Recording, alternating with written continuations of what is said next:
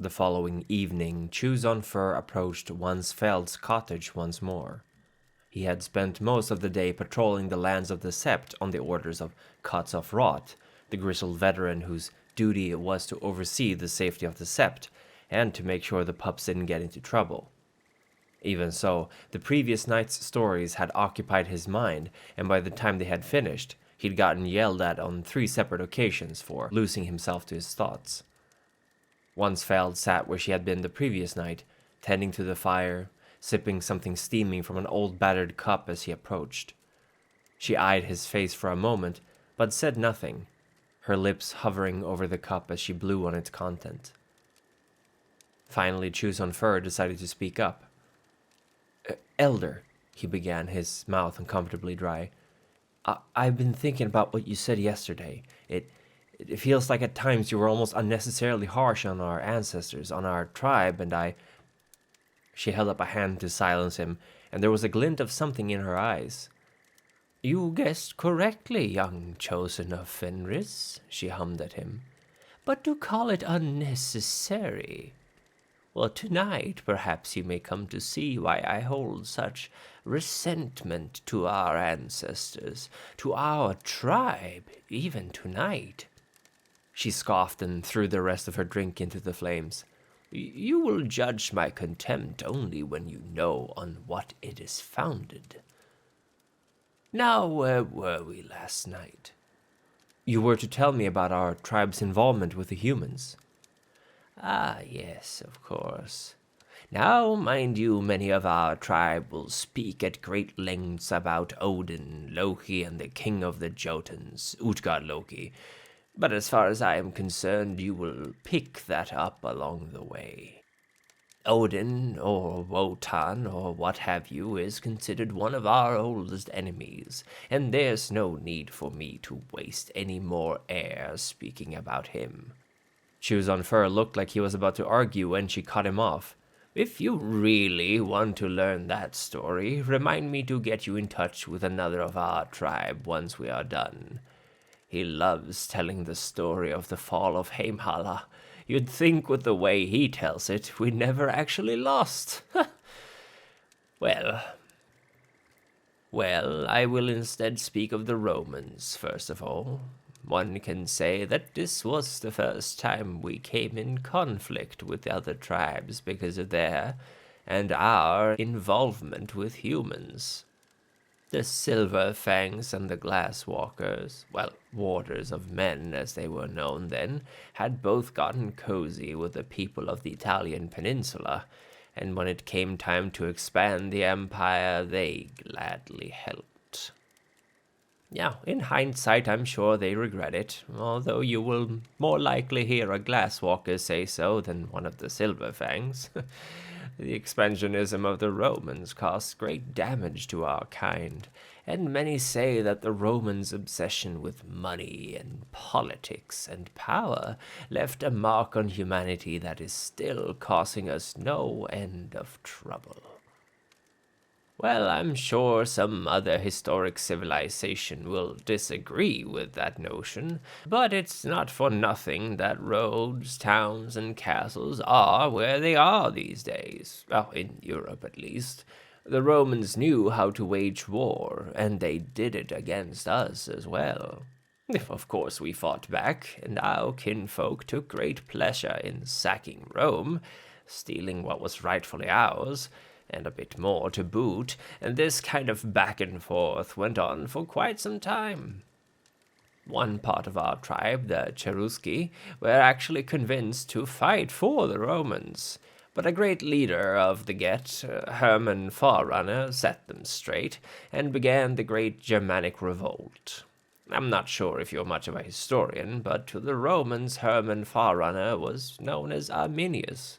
Look him up the next time you're burying your snout in a book, and you'll be pleasantly surprised with whose lineage you share blood. Eventually, the Silverfangs realized they were never going to subdue us as much as they wanted, and begrudgingly they instead offered us to join the Empire. At the cost of having our men serve them in the legions, of course. Remember how I mentioned the thick-headedness so characteristic of our tribe? Well, we certainly took that bait. An offer to wage war in distant lands for a wage? It was the dream for many hot-blooded Get and our kin. Yet eventually the Romans' treatment of our kind and kin went too far. And when we were sent off to deal with the Huns, our so-called allies cheated us out of prize and support. Long story short, because Sigurd knows there's plenty of these stories, we turned our fury upon the Romans, and we tore them a proverbial new one. You will find, young one, that while we may be thick-headed, we Get of Fenris are not stupid, and we know betrayal when we see it. What is important to remember from all this is that as we joined forces with the Romans, our tribe would spread across the vastness of Europe, from the Franks in Gaul to the Saxons in Britain, and even the Vandals in Spain.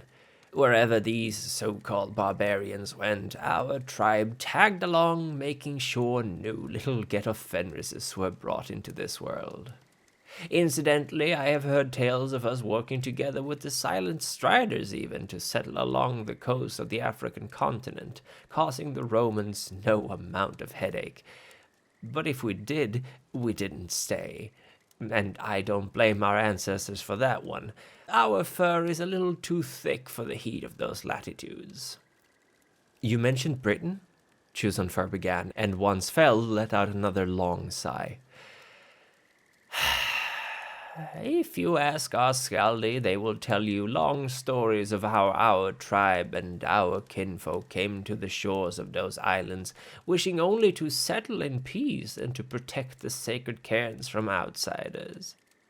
How we would fight the Romans for these lands, just as the Fianna and the White Howlers did. But, Chuzonfur added cautiously, but obviously that is a bold-faced lie. We didn't settle on those isles to help our fellow Garou. We are the strongest, fiercest warriors of the lot. Of course we don't help. We claim, we subjugate, and we rule.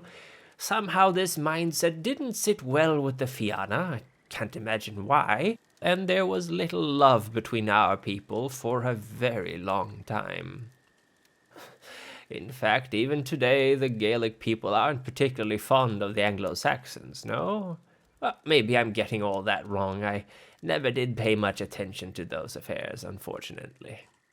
That being said, at times we did work together, usually when it came to driving out the Romans, which we had to do multiple times, often because of differences of opinion in how the lands should be ruled. Romans were quite good at taking advantage of that, you see. And I did mention the White Howlers, and while I don't think you are familiar with that name, even though you have faced one not too long ago, I will tell you that they now call themselves the Black Spiral Dancers. But they were once of the Picts of Scotland. Our folk had more in common with them than the Fianna, but unlike the Howlers, we never let our passions get the better of us. Once Feld glared into the fire for a few moments before continuing. Or maybe we have just been lucky. The White Howlers saw their kinfolk corrupted as they were busy fighting the Romans, and they would not stand for it. They brought the war to the Worm, and the Worm was ready for them. The less we speak of those weak-willed fools, the better. The world would be a better place if they had just died honorably there and then. Sacrificed themselves for Gaia, like the Croatan did. She caught herself and quietly added, because of the short-sightedness of the other tribes, mind you. The Croatan were nobler and greater than any of us, and the price they paid should not have been theirs to pay in the first place. What followed the fall of Rome is complex and, on the whole, rather irrelevant for us at the moment. Our Scandinavian brethren certainly decided to travel quite a bit, but historians argue whether they were quite as brutal and bloodthirsty as poets would paint them up to be. Knowing our tribe, I would argue that, even if our kinfolk weren't, us Get certainly made up for it and more. burning churches, plundering, claiming septs and cairns from those weaker than ourselves. Great Fenris must have been proud. Now our British kin, on the other hand, would find themselves having to deal with the fallout from the White Howlers, and presumably also squabbling with the Fianna over who had the rights to all those cairns and kinfolk suddenly without a tribe. And for a while we kept out of human politics, but that turned out to be disastrous. No surprise there, to our ways of life at least.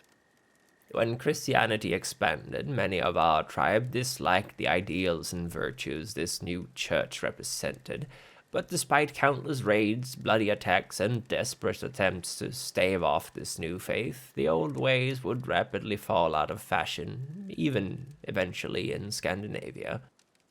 Now, mind you, this is a sensitive topic to many of our tribe, Chuzonfer. Wansfeld gave him a stern look. You'd think by the way the Get talk about this that it's still a war being fought, but I for one have never felt particularly oppressed in these days regarding my faith, and honestly I don't even know what the issue is. Worship of Odin and his children would be the worship of our enemy, would it not? As far as I know, there were no churches devoted to great Fenris, not that he would have approved of this, of course, nor was Sigyn ever an object of worship, so I will assume that our ancestors merely took grievance with the philosophy of turning the other cheek. Quite frankly, that seems the most likely reason for their discontentment with Christianity. The meek shall inherit the earth. It must have sounded like a horrible prophecy to them. Well, regardless, I shan't bore you with the details of all the wars that were fought for whatever reasons, but suffice to say there was plenty of honor going around. Once our kin were Christian, and that did happen eventually, the Crusades were just another excuse for us to whet our blades in battle. Our kin had also traveled west across the oceans, discovering Greenland and, some say, the Americas. But of course not much came out of that, except perhaps some more pups that would see this new world as their homelands. By the time settlers came there once more, you would hardly find any Garou there who would name themselves Fenrir or get of Fenris. With that she gave a short, barking laugh. I almost forgot. Yet of Fenris is supposed to be a derogatory word the Fianna called us once. You can imagine there was a war about that one too. But these nights we may refer to each other as Fenrir, our old name, but no one stirs up a fuss about the Get part anymore. And on that topic I mentioned earlier, the Sword of Heimdall. They will become relevant later, and I will tell you all about them, but first I must urge you to remember the three sons of great Fenris and what they represented. Strength in battle, a skald's tongue, and wisdom in leadership. These are traits the Fenrir have always valued highly, and any who have shown it, regardless of their creed, have earned our tribe's respect. I say this with pride, young Chuzonfer, because it is almost always true. We may occasionally be proudful and quick to pick a fight, but we do not judge others based on their looks, but by their merit. You may feel that I have rushed past some topics, and you would not be wrong. Human history is complex and difficult to cover in nightly talks like this. Yes, we supported the Empire of Charlemagne, for it was Germanic and of our people. Yes, we traded tales and shared beds with the tribes of the American Garou, well, except for the Wendigo, who had no love for us outsiders. Some, however, even came back to Europe with us. And yes, we partook in pretty much every major shedding of blood that ravaged the European continent. Tomorrow night I will try to speedily tell you about our more modern history as well as our culture, but for now I feel that ache in my bones and the dryness of my throat. Come tomorrow, for better or worse we will finish this, because all good things end in three, as they say.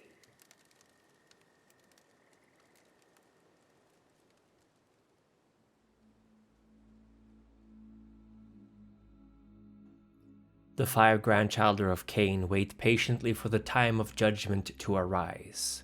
Snow, wise beyond his years and powerful in his compassion. Bambi Parsons, a leader with an unbreakable will. Dr. Sheepington, whose wisdom, like the ocean, is deep and broad beyond our understanding, and Dougal, whose thirst for blood is matched only by his strength of will. Joining these elusive masters of our kind is Procyon, who has shed his weaknesses and has been reborn as a god amongst Cain's angels. We pray unto him for our salvation. Their childer, the Methuselah, control our every move through their timeless jihad. They are Her Satanic Majesty Dani, whose mere presence chills the heart. Maximilian S. Hardcastle, tutor of countless Ventru in the arts of the jihad. Socrates Johnson, a masterful craftsman of stories. Lauren Eason, a trustworthy ally and friend, and the unemployed writer whose words have guided nations, as well as Alexander Cainhurst, inquisitive explorer of the world of darkness. On the Council of the Primogen are seated Edward Reed, Colin Gifford, 06, Ian Nichols, the Black Friar, Ravenfang, Brad Hardwick, Pilgrim, Get of Mathrocks, and Michelle Light, wise leaders and of good judgment. This week, the Council would wish to thank the Elder Gaslight 88 for continuous proof of loyalty and competence, a testament to the unity of our kind. We would also wish to thank the Ancilla Shadowmind for their support and kindness in these troubled times. Naturally, all our elders, Ancillae, and neonates receive our gratitude from the bottoms of our hearts. Without your support, this would not be possible. And thank you for watching. The full moon rises, and Gaia's warriors strike out into the night. Tremble, servants of the Wyrm.